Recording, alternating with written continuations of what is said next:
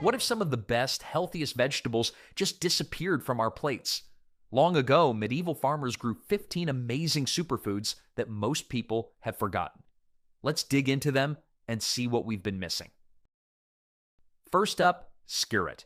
This superstar root vegetable of the Middle Ages has mysteriously disappeared from modern farming. Unlike today's popular carrots, which demand constant attention, scireta was the perfect low-maintenance crop. Once planted, these sweet roots quietly multiplied underground, creating a hidden treasure trove of food with almost no effort from farmers. It's like having a savings account that grows vegetables instead of interest. The taste is what made scireta truly special. Naturally sweeter than carrots or parsnips, these slim white roots were so delicious they earned royal fans. Medieval nobility couldn't get enough of them and demanded scireta be grown in palace gardens. Talk about a vegetable with a royal fan club. What made scireta particularly valuable in medieval times was its reliability. During harsh winters when other crops failed, these hardy roots continued providing nourishment. Old farming texts describe them as the comfort of the poor man's table when fields lay barren. Perhaps most impressive is the scireta's versatility. Medieval cooks roasted them, boiled them, added them to stews, and even made sweet pies with them. They were essentially the medieval equivalent of potatoes before potatoes arrived in Europe. These roots were so useful, they deserved their own coat of arms. But somewhere along the way, this incredible vegetable faded into obscurity. Modern farming favored faster-growing, larger roots. Meanwhile, another forgotten plant was causing quite a stir in medieval gardens. Romans first brought this bold plant to Britain, where medieval farmers quickly fell in love with it. But Alexander's wasn't content staying in neat garden rows. This veggie had the ambition of a weed and the taste of a delicacy. The medieval equivalent of finding out your annoying neighbor is actually a great cook. What made Alexander special? Every single part was edible: stems, leaves, flowers, roots, and seeds. Medieval people ate the young shoots like celery, used the flowers in salads, and ground the seeds as a pepper substitute. The leaves added a strange but pleasant flavor somewhere between parsley and celery to soups and stews. The plant grows up to 6 feet tall with bright yellow flowers that attract beneficial insects. It thrives in coastal areas, cliffs, and roadsides without any human help.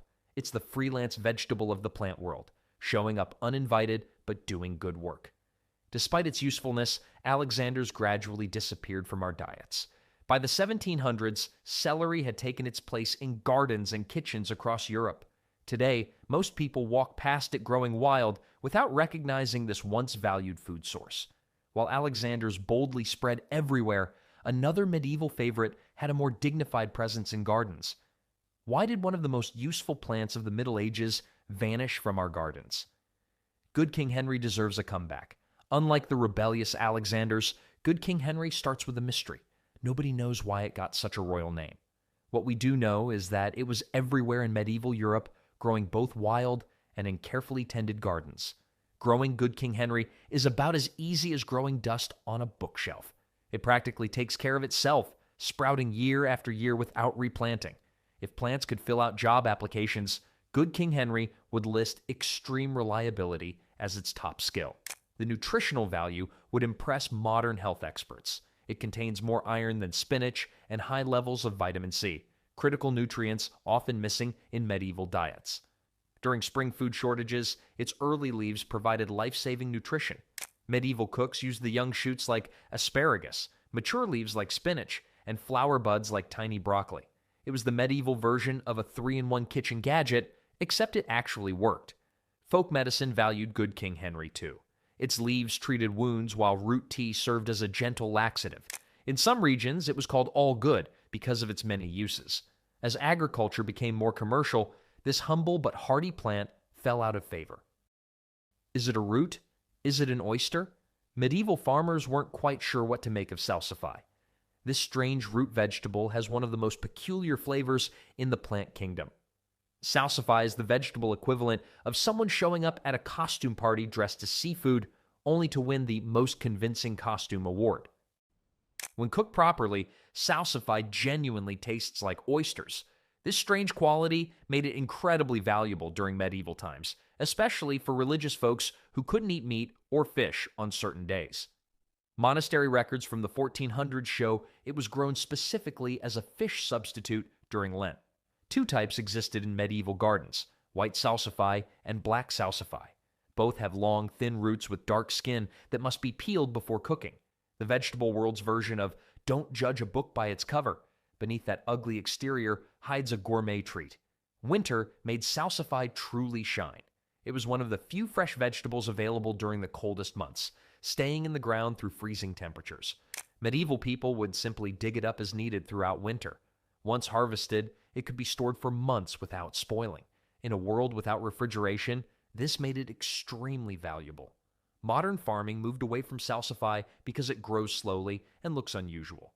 Speaking of unusual looks, medieval people had another favorite that modern folks would find truly bizarre. If someone served a wrinkled, mushy fruit today, most people would politely decline. But medieval folks, they considered it a delicacy worth waiting for. The medlar looks like a small brown apple with an open bottom showing its 5 seeds. Fresh off the tree, it's rock hard and so bitter it's completely inedible. But medieval gardeners knew its secret.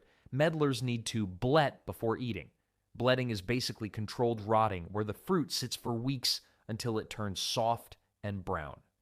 Medieval dessert menus were apparently created by people with extremely low standards and incredible patience.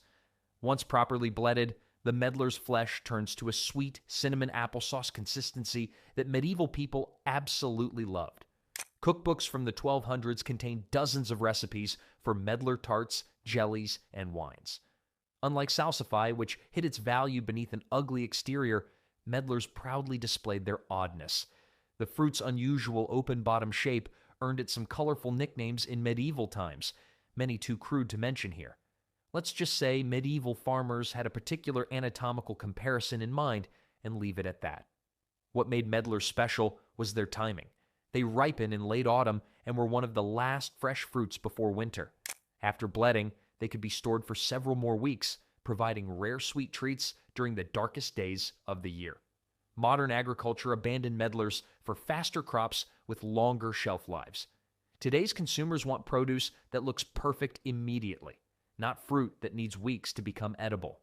While medlars demanded patience, our next forgotten vegetable was almost too eager to please. Unlike the picky medlar with its need for special treatment, chickweed had no grand history of cultivation. It was simply everywhere. This tiny leaved plant with delicate white flowers popped up in every garden, field, and pathway across medieval Europe. Chickweed is like that uninvited guest who shows up at every party but brings enough food to make everyone happy about it. Medieval gardeners couldn't send out no chickweed invitations that worked. Medieval farmers didn't plant chickweed. They couldn't have stopped it if they tried. It grows in any soil, sprouts in any season above freezing, and produces thousands of seeds from each plant. Instead of just pulling it as a weed, medieval people recognized its value and harvested it for free food. The tender leaves could be gathered year-round in most places. Fresh chickweed contains about 7 times more vitamin C than an equal weight of oranges. If vegetables had medieval job titles, chickweed would have been royal provider of vitamin C when nothing else is growing. Peasants gathered it for everyday meals, but records show that noble households also served it during winter months when green vegetables were scarce. Beyond the dinner table, chickweed had medicinal uses too. Its cooling properties made it useful for skin irritations, and chickweed tea was given for fever and inflammation. Modern agriculture declared war on chickweed with herbicides, labeling this nutritious plant as a nuisance. While chickweed fought for respect, another medieval vegetable suffered from its unfortunate name. No one wants to eat something called scorzonera. Sounds like a disease, doesn't it? Sorry, I can't come to school today. I've got a bad case of scorzonera. Yet this unfortunately named vegetable was a medieval garden staple. The name actually comes from the Italian word scorzone, meaning venomous snake. Early herbalists believed this black-skinned root could cure snake bites. While that medical claim proved false, medieval people discovered something more valuable. Scorzonera was delicious and incredibly nutritious. Often confused with black salsify, their close relatives, scorzonera has a longer, straighter root with black skin and white flesh inside. The taste is milder and sweeter than salsify, with subtle hints of asparagus and nuts. What made scorzonera remarkable was its storage abilities. Harvested in autumn, these roots could be buried in sand in a cool cellar and would stay fresh until the following summer. Few other vegetables offered this kind of food security in medieval times. Cultivation records from the 1500s show scorzonera was especially popular in monastery gardens. The monks valued it for its flavor during fasting periods and its medicinal properties. Medieval doctors prescribed scorzonera tea for purifying blood and calming stomach problems. The best part about growing scorzonera? You can impress your neighbors by casually mentioning, "I'm just heading out to harvest my scorzonera," which makes you sound like you either own an exotic sports car or are about to perform a magic spell. The decline of scorzonera came with modern grocery stores and refrigeration. When fresh produce became available year-round, vegetables that required long storage periods lost their appeal. From magical snake cure to forgotten roots, scorzonera gave way to more familiar vegetables. Oddly enough, Welsh onions are neither from Wales nor are they true onions. They're the medieval vegetable version of those fake designer products that somehow work better than the real thing. The actual origin of Welsh onions is East Asia, likely reaching Europe through trade routes around the 1200s. Medieval farmers appreciated this versatile plant that provided fresh greens year after year. What made them special? They're perennial, meaning once planted, they return year after year without replanting. Each plant gradually multiplies, forming clumps that can be divided.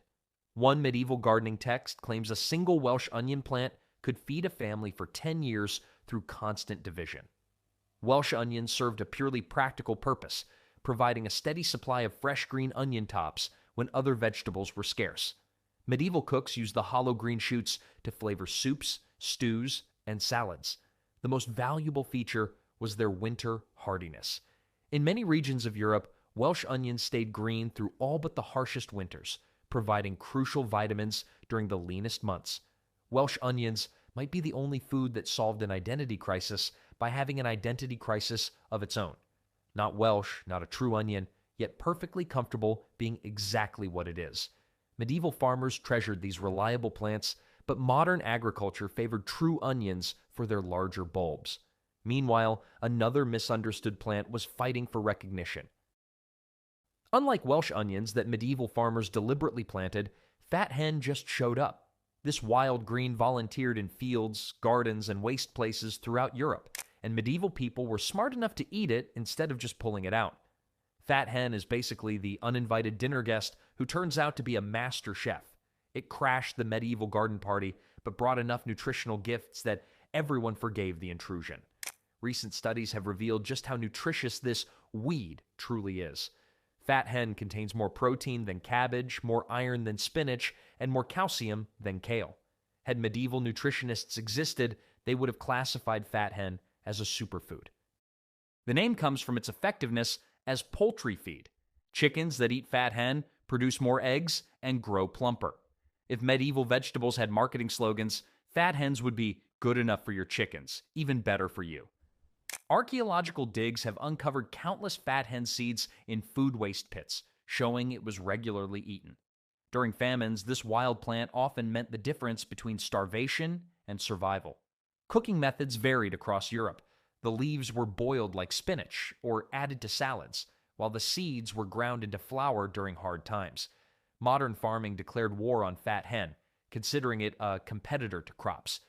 We essentially kicked a superfood out of our diet because it didn't fill out the proper application to be considered a vegetable. While fat hen struggled for recognition, another herb was fighting to maintain its culinary status. Why did a herb that could flavor everything just disappear from our kitchen gardens? Unlike fat hen, which never got proper recognition, lovage was a culinary superstar that mysteriously faded away. Roman soldiers carried lovage seeds as they conquered Europe, planting this powerful herb wherever they settled. Medieval monks continued the tradition, ensuring every monastery garden had a lovage plant. The flavor is intense. Imagine celery mixed with parsley, but multiplied by 10. Lovage is basically celery with superpowers. It's what celery would be if it started working out and got really serious about flavor. Medieval cooks used lovage extensively. One sprig could flavor an entire pot of soup. The dried leaves were sprinkled on the meat dishes. The seeds were crushed for bread. Even the roots were boiled and eaten like parsnips. Most impressively, the hollow stems were candied as sweet treats. What made lovage truly valuable in medieval times was its medicinal uses. The entire plant contains oils that aid digestion, reduce bloating, and act as a mild diuretic. Monastery records from the 13th century describe lovage tea as a remedy for troubles of the stomach and kidney complaints. A lovage plant can live for 20 years and grow over 6 feet tall, providing a tremendous amount of flavor from very little garden space. It's also incredibly hardy, surviving harsh winters and returning vigorously each spring. Medieval gardeners must have thought modern gardeners lost their minds. You're telling me you stopped growing a plant that flavors everything, lives for decades, and helps with digestion? Did you replace your brains with turnips? As international trade brought new spices to Europe, lovage gradually lost its prominence. While lovage faded away, another forgotten green faced its own challenges with a very confusing name. No, it has nothing to do with corn. This unfortunate naming confusion has plagued corn salad for centuries. While lovage suffered from being forgotten, corn salad suffered from being misunderstood. Corn salad gets its strange name from where it typically grows, in fields of grain, which Europeans called corn long before maize arrived from America. These small, tender greens pop up naturally in autumn after grain harvests and stay green through winter. It's like the quiet kid in class who gets overlooked because of a weird nickname but turns out to be the most interesting person there. Medieval farmers discovered these wild winter greens were not only edible, but delicious. Corn salad has a mild, slightly nutty flavor with none of the bitterness found in many wild greens. The leaves can be harvested throughout the coldest months when nothing else is growing. The nutritional profile would impress modern health experts. It contains 3 times more omega-3 fatty acids than iceberg lettuce and significant amounts of iron and vitamin C. Medieval people recognized its value as a fresh winter vegetable. Corn salad has to be the only vegetable that suffered from both an identity crisis and a public relations problem. It needed a medieval marketing team to clarify contains absolutely no corn. Modern agriculture favored lettuce varieties with longer shelf lives and easier harvesting. As corn salad faded from gardens, another bold-flavored medieval plant rejection for being simply too intense for modern tastes. Too intense for modern tastes? That's the story of tansy, a plant that medieval cooks couldn't live without, but modern people have almost completely abandoned. Tansy grows as a bushy perennial with fern-like leaves and bright yellow button flowers.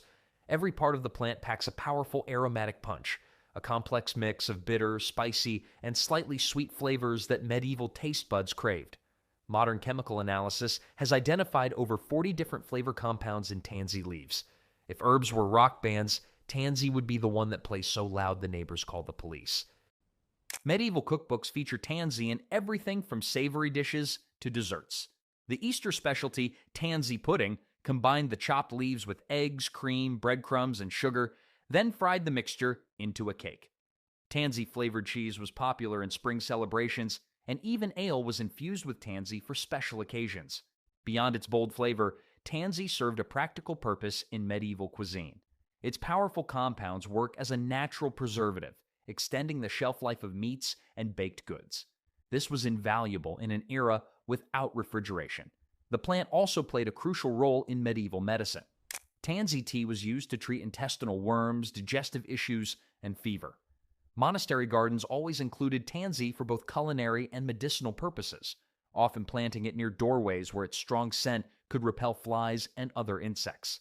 Modern chefs would probably describe tansy as aggressively aromatic, the medieval equivalent of using all caps in your seasoning. As milder herbs like parsley became more popular, tansy gradually lost its place in kitchens. While tansy fell out of favor for being too bold, another forgotten vegetable suffered the opposite fate. It grows wild. It requires zero maintenance, and yet we somehow forgot all about it. While tansy was too bold, sea kale was too easy to overlook. Growing along coastal areas of northern Europe, sea kale was a valuable food source for medieval communities. This hardy plant thrives in sandy, salty soil where few other edible plants can survive. Sea kale is like that friend who brings food to every gathering without being asked. yet somehow never gets invited to the cool parties. Medieval people harvested it two ways: blanched young shoots in spring, similar to asparagus, and matured leaves later, cooked like cabbage. Unlike many wild foods, sea kale is mild and sweet tasting. What made it especially valuable was its vitamin C content, 6 times higher than lemons by weight. For fishing communities with limited access to fresh produce, sea kale prevented scurvy.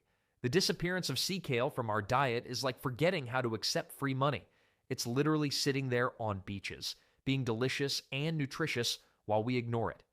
As sea kale faded into obscurity, another unusual plant was struggling with its dual identity.